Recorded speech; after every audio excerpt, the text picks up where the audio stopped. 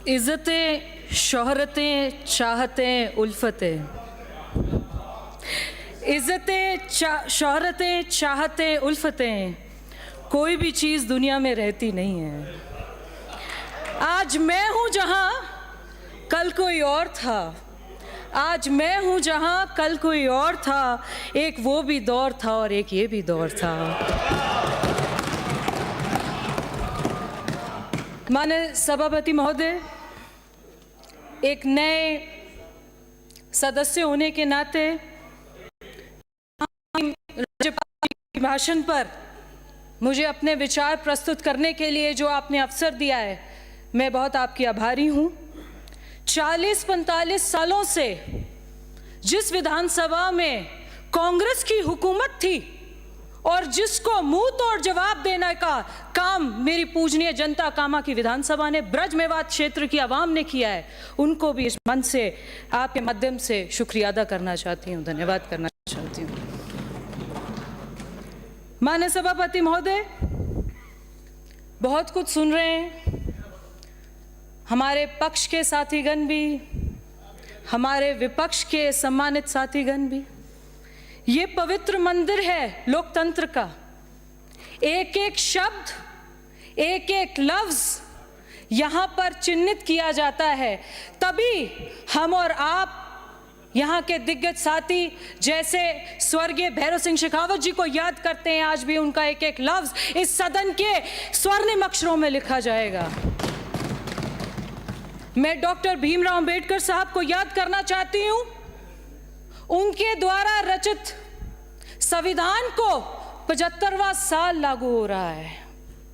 जब संविधान की बात आती है, माननीय सभापति महोदय, मेरे साथीगण देखते होंगे, अभी पीछे लोकसभा का चुनाव हुआ, विधानसभा का चुनाव हुआ, संविधान की कॉपी एक विपक्ष के साथीगण लेके घूमते हैं। जब भी जाते हैं, बड़े सदन में चले जाइए, देश की सबसे बड़ी पंचायत में चले जाइए या प्रदेश की सबसे बड़ी पंचायत में चले जाइए, संविधान की कॉपी को साथ रखते हैं। मेरा आपसे एक निवेदन है, किसी दिन समय निकालकर पढ़ लीजिए, उसको गहनता से देखिए, उसमें क्या लिखा है। संविधान में जितने अमेंडमेंट्स कांग्रेस सरकार ने किए हैं 75 सालों में, किसी ने उसको कुछ नहीं किया। आप लोग तो हमें गुमराह करते रहे। लोकसभा का चुनाव आया, विधानसभा का चुनाव आया कि जी ये तो आरक्षण हटा रहे हैं, संविधान बदल रहे हैं, तब्दीली कर रहे हैं। जिन्होंने देश के टुकड़े टुकड़े कर दिए, जिन्होंने देश को तकसीम कर दिया, वो भारत जोड़ो यात्रा की बात करते हैं। आपको शर्म आनी चाहिए। अभी कुछ दिनों से चर्चाएं चल रही हैं, मैं भी हम भी नए सदस्य होने के नाते बहुत गहनता से सुनते हैं। हमसे कोई गलती हो जाए, सत्ता पक्ष भी और विपक्ष भी, हमारे लफ्जों में कोई हेर फेर हो जाए, कोई गलती हो जाए तो उसकी हम माजरत चाहते हैं। आपके साथीगण जिस तरीके से प्रदेश के मुख्यमंत्री पर आरोप लगा रहे थे, मैं उसका उल्लंघन करते हुए आपको ये माननीय सभापति जी आपसे निवेदन करती हूं कि उनके खिलाफ सख्त कार्रवाई होनी चाहिए, ताकि कोई भी ऐसा सदस्य ऐसी बात ना रख सके। ये आपका निजी सदन नहीं है, ये परंपराओं से चलता है, ये नियमों से चलता है, ये तौर तरीकों से चलता है। असूलन जिस कुर्सी पे आप बैठे हो, गरिमा पाई उपस्थिति पर बैठे हो, उसको सारा सदन सलाम करता है, पर आप अपनी शब्दों की वाणी से जिस तरीके से गुमराह करते हैं, मुझे लगता है आपको एक विधायक दल की बैठक अलग करनी चाहिए।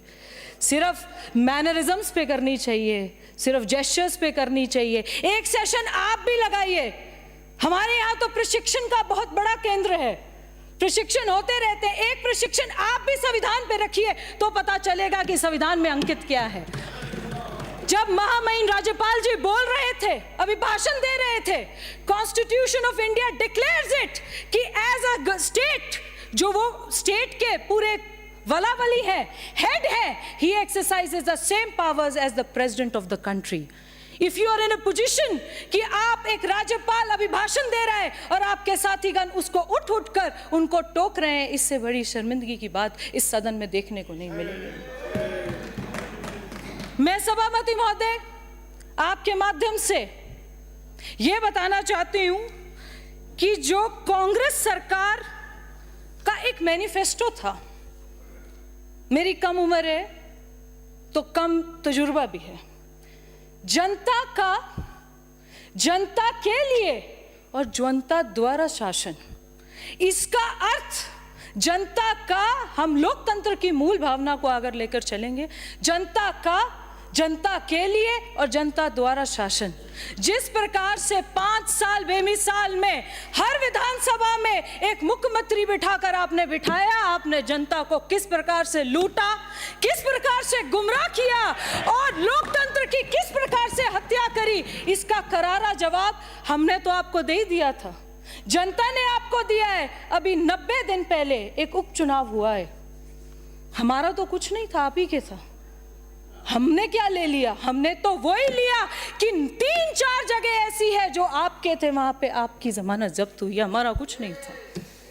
इस चीजों की जवाबदेही पे आपको जवाबदेही देना चाहिए।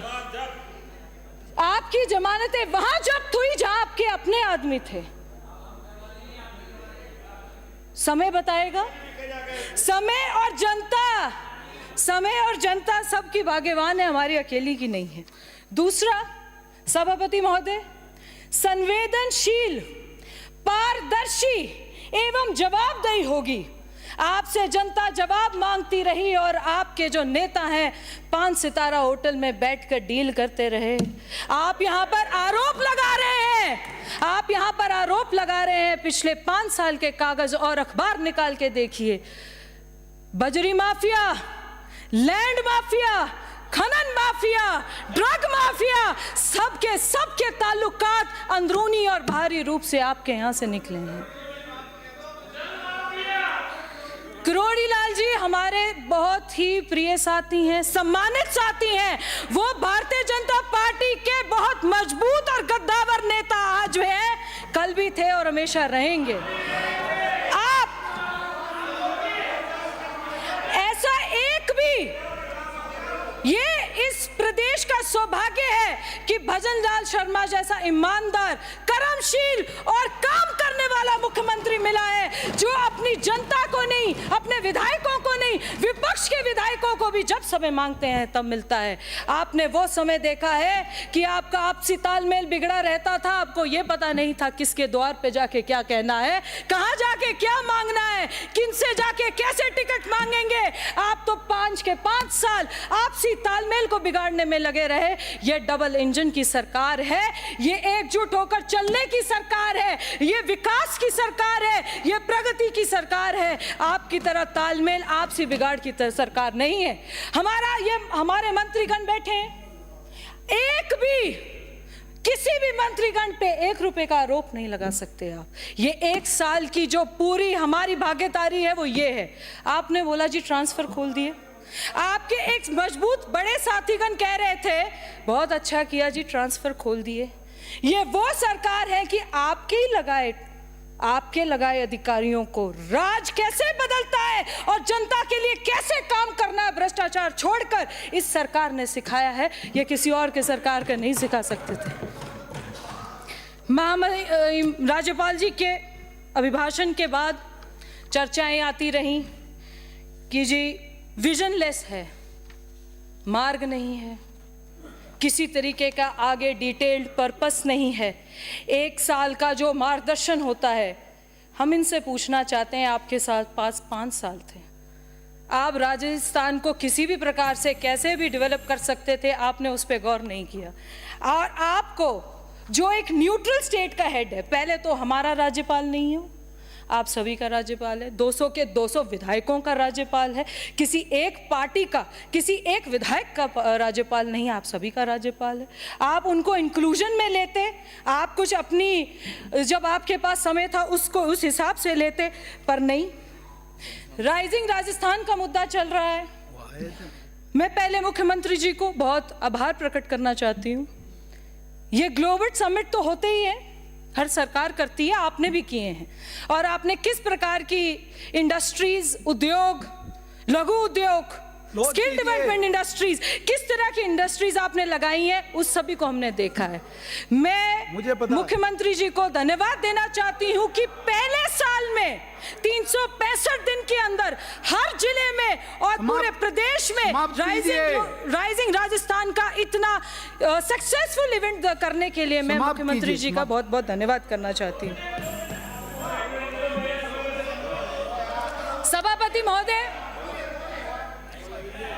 ना तो इनको किसी भी प्रकार की स्वास्थ्य, किसान, गरीब कल्याण, दलित, महिला, भ्रष्टाचार, किसी से इनका कोई संबंध नहीं था।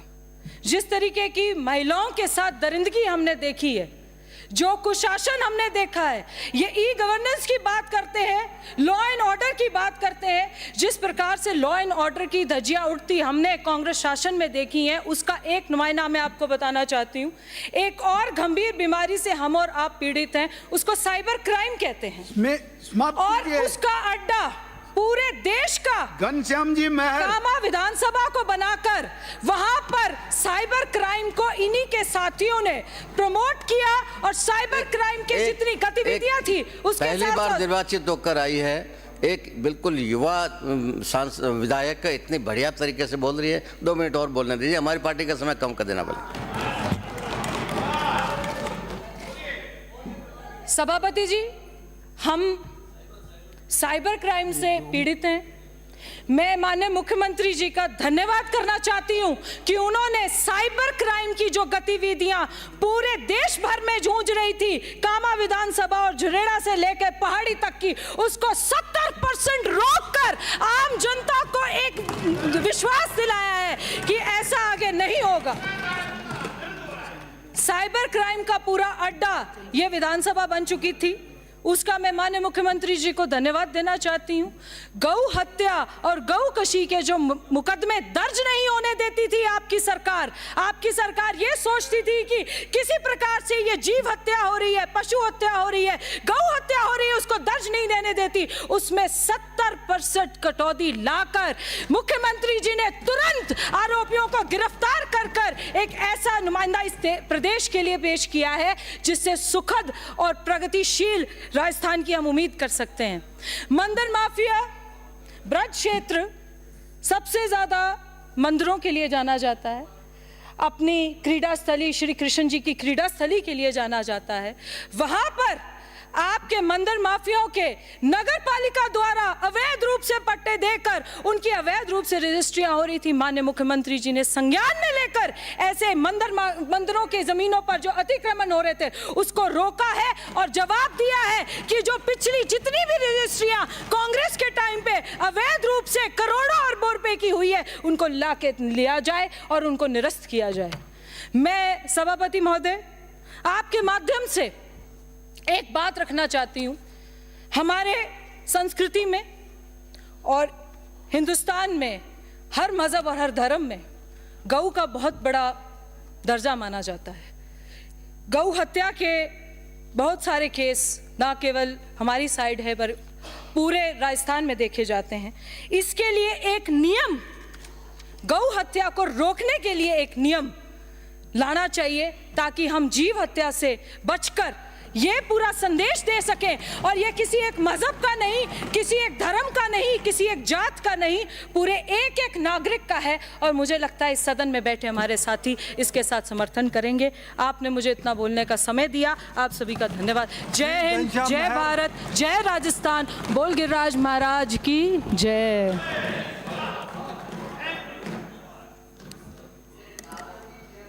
जवाब लोहे की चेन ने दे दिया। प्रारंभ करें।